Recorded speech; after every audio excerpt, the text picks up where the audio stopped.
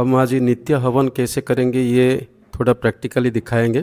तो हमारे साथ मैं तो हूँ, हमारे साथ मेरे स्टूडेंट जो हैं पिछले 15 साल से मेरे साथ ही हैं, तो उनके साथ मैं ये आपको दिखाऊंगा। तो अभी शुरू करते हैं नित्य हवन कैसे करेंगे। पहले आचमन करना है। नहीं, पहले हम देखेंगे क्या क्या चीज़ चाहिए।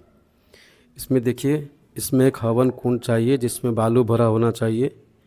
और ये आपको दिखाई दे रहा है, ये कुसा है, गोमय मतलब गोबर, ये सब है, चावल है, घी है, लकड़ी है।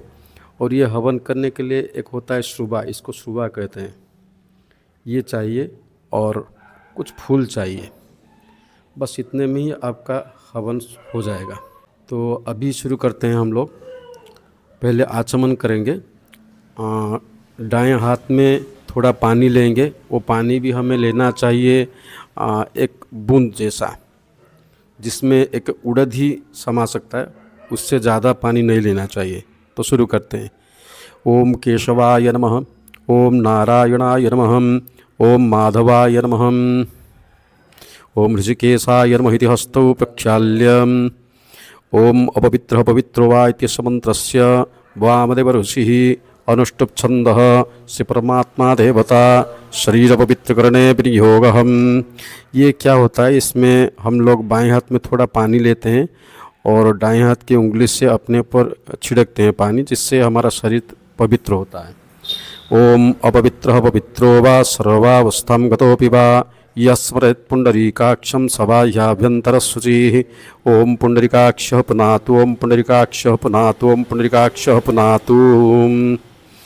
इसके बाद हम आसन शुद्धि करेंगे, क्योंकि आसन शुद्धि भी बहुत जरूरी है। हम जहाँ पर बैठते हैं उसका शुद्धिकरण करना चाहिए। ओम ओम मत्स्य श्रियासन मंत्रस्य मेरुपृष्ठ ऋषिः सुतलं छन्दः स्वीकुर्मो देवता आसने उपवेशने विनियोगः। अभी दाएं हाथ में थोड़ा पानी लेंगे और मंत्र पढ़कर अपने चारों तरफ वो पानी को छिड़केंगे। ओम पृथ्वीत्वया धृता लोका देवी त्वं विष्णुना धृता त्वं च धारि मां नित्यं पवित्रं कुरु चासनम्। ये हमारा हो गया, शरीर शुद्धि हो गया, आसन शुद्धि हो गया। इसके बाद हवन का काम शुरू करेंगे। पहले जो चीज़ हमें चाहिए उसको सीरियली रखेंगे। क्या क्या चाहिए, पहले 3 कुसा चाहिए। हमें जो हवन करना है ना, उससे पहले हम भू संस्कार करेंगे। जहाँ पर हवन करते हैं उस भूमि को पहले संस्कार करना पड़ता है, तो ये ज़रूरी है। आप कोई भी हवन कीजिए, हर हवन में ये पंचभूत संस्कार ज़रूरी है। तो ये पंचभूत संस्कार के लिए क्या क्या चाहिए, तो इसमें पहले 3 कुसा चाहिए, जिसमें हम लोग संस्कृत में बोलते हैं कुशत्रयम, मतलब 3 कुसा पहले रखना चाहिए। उसके बाद गोमयम, गोमयम मतलब गोबर। फिर उसके बाद 3 कुसा अपर कुशत्रयम। फिर अंगुष्ठानामेक कुशमेकम।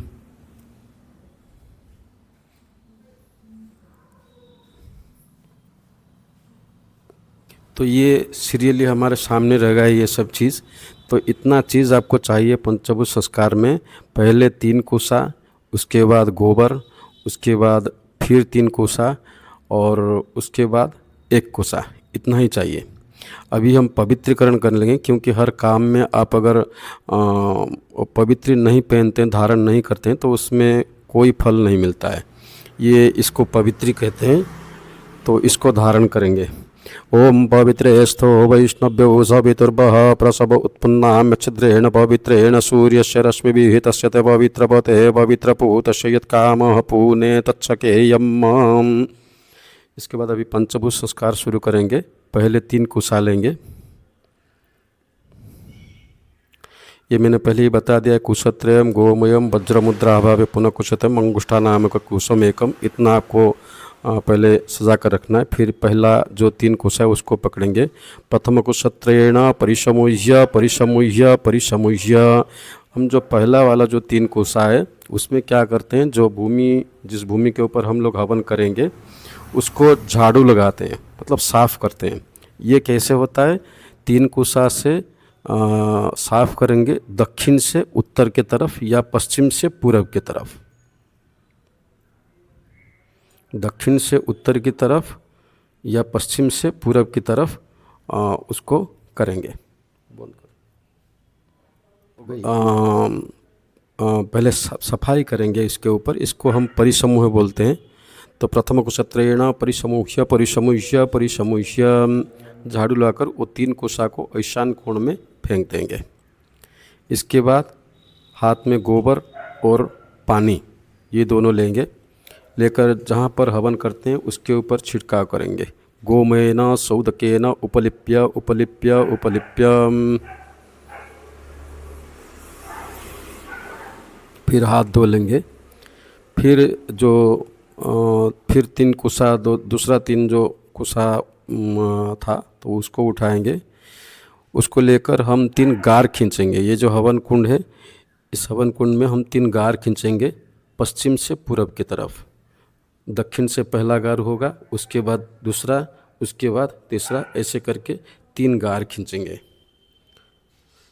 अपर कुशत, इसे हम संस्कृत में कहते हैं अपर कुशत्रयण रेखात्रय करणम।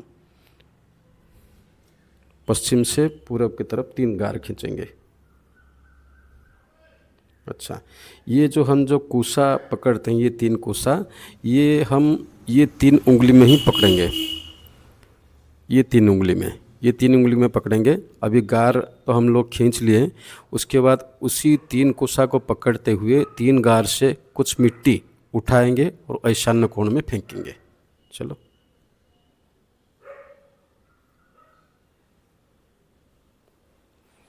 अपर कुशेत्रेण रेखात्रयकरणम भूमौ उद्धृत्य उद्धृत्य उद्धृत्य ईशान्यम क्षिपेत।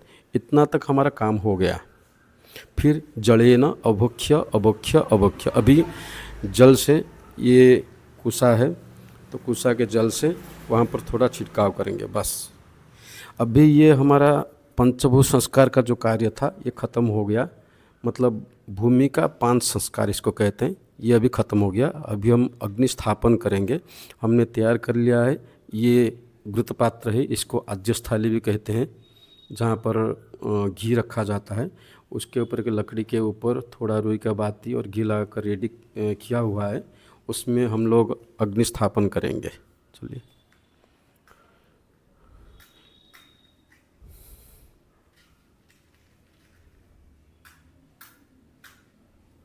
देवानासदयादिहम् इति अग्निस्थापनम। यह आपका अग्नि स्थापन हो गया। इसके बाद हम क्या करेंगे, इस अग्नि से क्रव्य नामक अग्नि को निकाल देंगे। ये क्रव्य नामक अग्नि क्या होता है, हम लोग जब कोई शव दाह करते हैं तो उसमें ये क्रव्य नामक अग्नि आवाहन होता है। तो ये इसलिए हम लोग अच्छे काम कर रहे हैं, तो इसलिए उसमें से क्रव्य नामक जो अग्नि होता है उसको हम निकाल देंगे। तो उसको कैसे निकालेंगे, हमने वो पंचभूत संस्कार में एक कुशा रखा था, तो उस कुशा को उठाएंगे, उसको थोड़ा आग से जलाएंगे। फिर नैऋत्य कोण में, इस तरफ नैऋत्य कोण में, आपके कुंड के जो हवन कुंड है, हवन कुंड के नैऋत्य कोण में इसको जलाकर रख देंगे और उसके ऊपर थोड़ा पानी डाल देंगे। ये क्रव्याद अग्नि का विसर्जन हो गया। अभी अग्नि आ गया है, थोड़ा लकड़ी सजा लेंगे।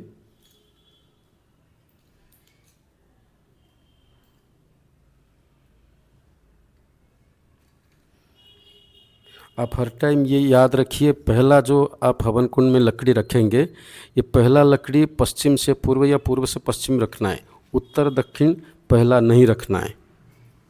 जब मृतः कर्म करते हैं, जब शव दाह करते हैं, उसमें जो लकड़ी रखा जाता है पहला उत्तर दक्षिण रखा जाता है, लेकिन हवन में पूर्व पश्चिम पहला रखना है। ये आप याद रखिए। तो ये अग्नि हम उठाएंगे और अग्निदेव को ध्यान करके अग्नि संजोग करेंगे। ओम चत्वारि शुंगात्रयस्य पादा द्विशीर्ष सप्तहस्ता स्वस्य त्रिदा बद्धोर्वृषभरोरवीति महोदेव मर्त्यमाविवेश।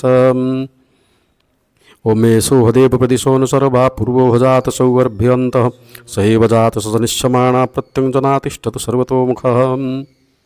ओम अग्ने वैश्वानर सांडिल्यगोत्र सिद्धदेवले तित्रिप्रवरान्वित भूमिमात वरुणपीत मेषध्वज प्रामुख मम सम्मुखो भव। अब अभी यहाँ पर अग्निदेव का स्थापना हो गया।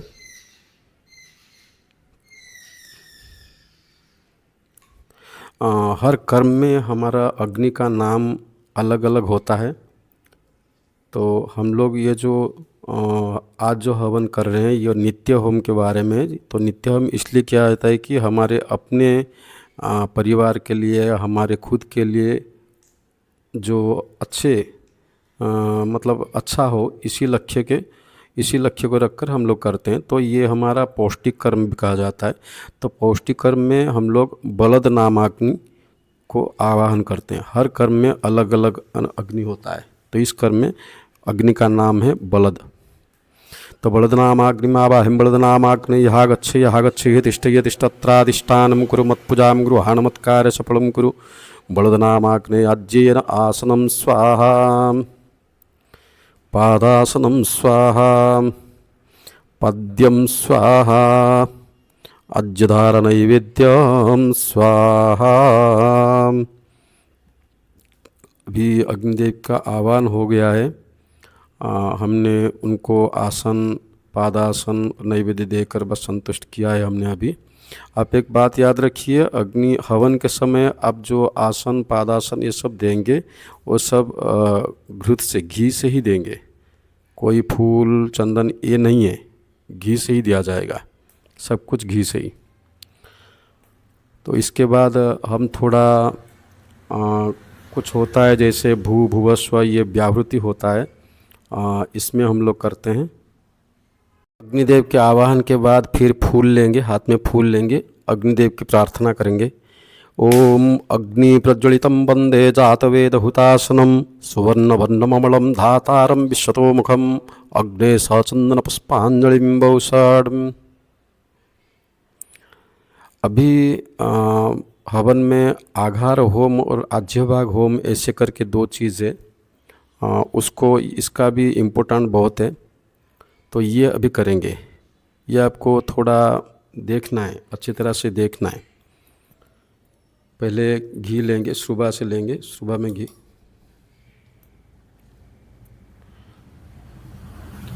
अभी पहला आघार होम होता है, फिर उसके बाद आज्यभाग होम होता है। सुबह में थोड़ा घी लेंगे, लेकर नैऋत्य कोण से ईशान्य कोण तक घी का धारा देंगे। मंत्र पढ़ते हैं, इसके बाद ही स्वाहा का जब कहेंगे उसी टाइम घी का समर्पण होगा। ओम प्रजापते स्वाहा इदं प्रजापते पूर्वाघारम। फिर ओम इंद्राय स्वाहा इदं इंद्राय उत्तराघारम। ये आपका आघार होम हो गया। अभी जो होम होगा वो आज्यभाग होम होगा। ओम अग्ने स्वाहा इदं अग्ने मध्ये।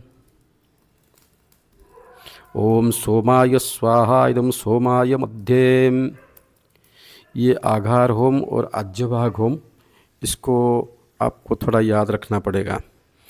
इसके बाद फिर अग्निदेव की जो ऋषि छंद ध्यान, इसको करके फिर और एक बार करेंगे। ओम अस्यस्य अग्निपंचाक्षर मंत्रस्य कौशो विरूपाख्य ऋषि दैवी गायत्य छंदः अग्निर्देवता घृतकल प्रवृत्तिष्ठ हवन कर्मणे विनियोगः। ओम अंगुष्ठाभ्यां नमः हृदयाय नमः।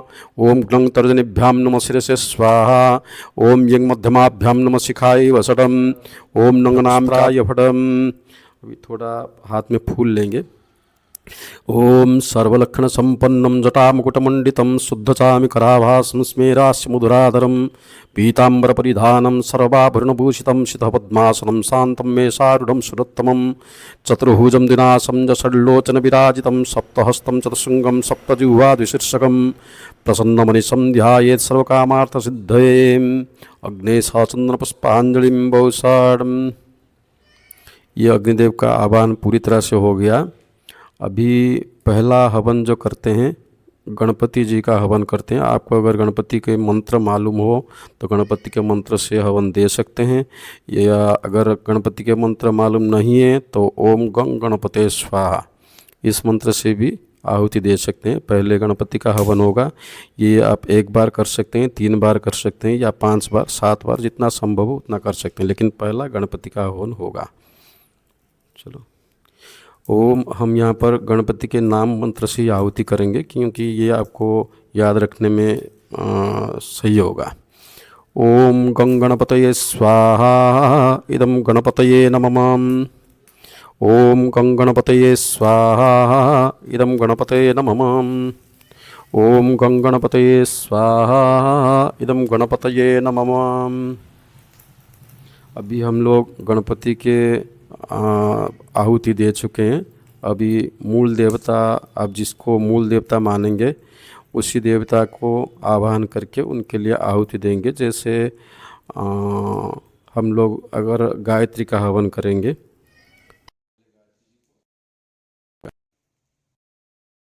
फूल लेकर गायत्री जी का आवाहन करेंगे। आया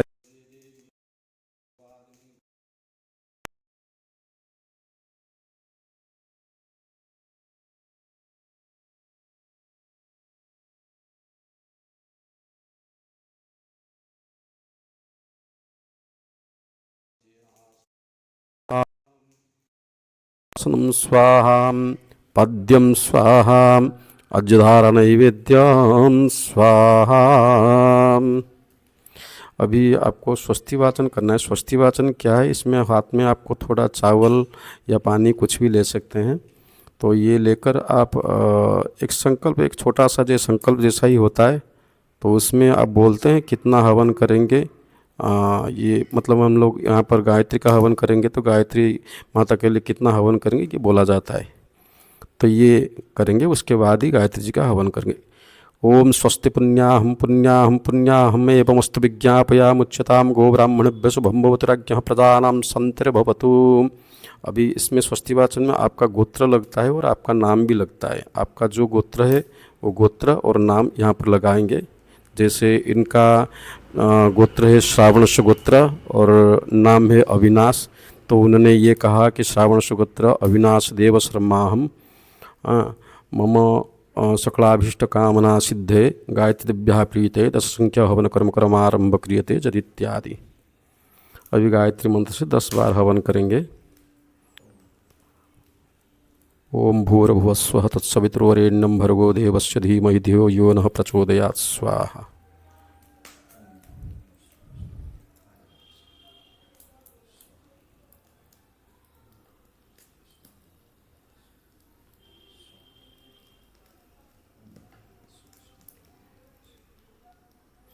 हमारे शास्त्रों में गायत्री मंत्र का उच्चारण ज़ोर से करने को मना किया गया, क्योंकि गायत्री मंत्र में एक्चुअली पावर, एनर्जी बहुत होता है, तो उसको ज़ोर से बोलने के लिए मना किया गया है। तो इसलिए मैं यहाँ पर मंत्र का उच्चारण नहीं कर रहा हूँ। जो हवन कर रहे हैं वो अपने आप मंत्र को बोलते हुए हवन कर रहे हैं।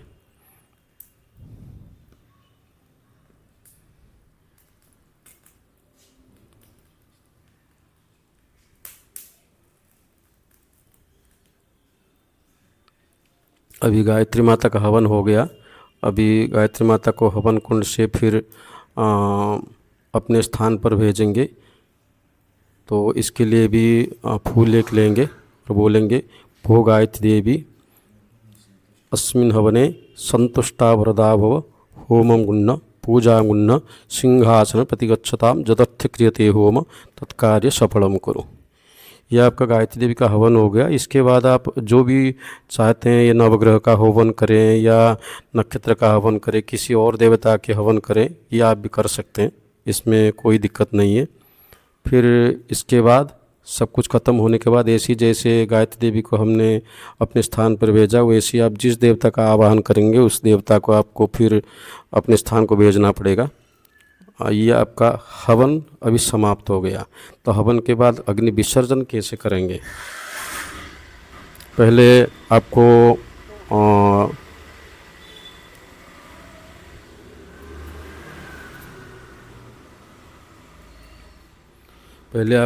अग्निदेव को प्रार्थना करना पड़ेगा। फूल लेंगे, ओम त्वं च अग्नि स्वयं ब्रह्मा रुद्र विष्णु प्रजापति त्वमेव जगतनाथ अग्निरूप नमस्तुते। तो ये अग्निदेव को प्रार्थना करके आपने दे दिया। फिर अभी हवन को समाप्त करेंगे, मतलब अग्नि शांतिकरण करेंगे। तो ये हम लोग सुबह में लेते हैं, सब लोग शायद दूध ही लेते हैं, तो हम भी दूध ही थोड़ा लेंगे सुबह में। इसको हम क्या करेंगे, मंत्र बोलते हुए ईशान्य कोण में, हवन कुंड के ईशान्य कोण में अग्नि के ऊपर डालेंगे, जिससे अग्नि शांतिकरण कहा जाता है। इसमें मंत्र बहुत सारे होते हैं, बहुत बड़ा भी होता है, लेकिन हम यहाँ पर छोटा करके जितना सब कर सकेंगे ऐसे ही बोलते हैं। तो अभी बोलेंगे अग्नित्वं सुस्थानं गच्छ पृथिवीत्वं शीतला भव जत्र ब्रह्मादिव देवा तत्र गच्छ हुतासन। ये अग्नि शांतिकरण हो गया। इसके बाद हम लोग फिर प्राशन होता है, लेकिन नित्यावन में तो प्राशन नहीं करते हैं। जो प्राशन कर सकते हैं तो करिए, उसमें कोई दिक्कत नहीं है। प्राशन का मतलब एक बाएं तरफ एक पात्र रखा हुआ होता है, उसमें पान का पत्ता रखा होता है। हम जो हवन करते हैं, हवन के बाद सुबह में जो घी बच जाता है तो उसमें डालते हैं। जैसे गायत्री स्वाहा इदम गायत्री देवी नमः करके वो पात्र में घी डालते हैं, तो वही बचा हुआ जो घी होता है उसको पान पत्ते के साथ थोड़ा लेना होता है, तो इसी को प्राशन कहते हैं। इसके बाद हमने अग्नि शांत कर लिया। अभी ये सुबह जो होता है, सुबह को लेकर जो यहाँ पर कोयला है, तो ये थोड़ा घी उसी प्राशन पात्र में जो घी होता है उसी को लगाकर थोड़ा भस्म तैयार कर लेते हैं और भस्म को अपने मस्तक पर लगाते हैं। ओम कश्यपस्यताय समजमग्निताय समजदेवानम त्रायुषम तन्मे अस्तुत्रायुषम। तो ये हमारा नित्य हवन हम लोग कैसे करेंगे, ये आज के वीडियो में हमने ये प्रस्तुत किया है।